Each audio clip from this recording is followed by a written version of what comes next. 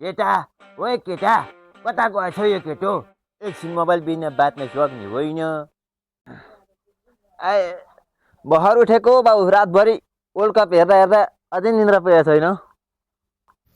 अनि हिजो कुनले जित्यो त हो केटा खै बाउ भनिँदैन खेलाडीले गोल हानेको हाने थियो। म त निदाइ गएछु कुनले जित्यो जित्यो। बाबा यसरी निधार हुन्छ त वर्ल्ड कप हेर्न बसेपछि कमसेकम निदाउनु त भएन नि त निदाउन त नपर्ने बाउ खोइ के भो निदाइहालेछु।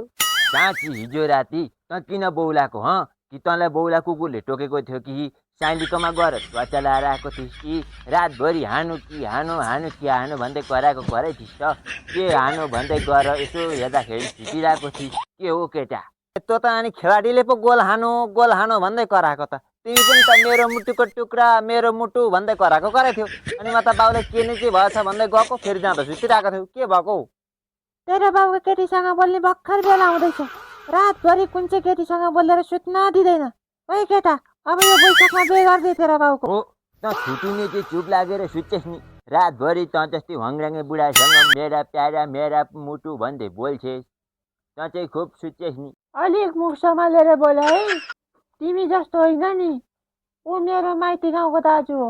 भनेपछि यो घरमा भद्र भलार्मी सुध्रेको मान्छे चाहिँ मै रहेछु। न म कोहीसँग बोल्छु न म कोहीसँग नजिक जान्छु।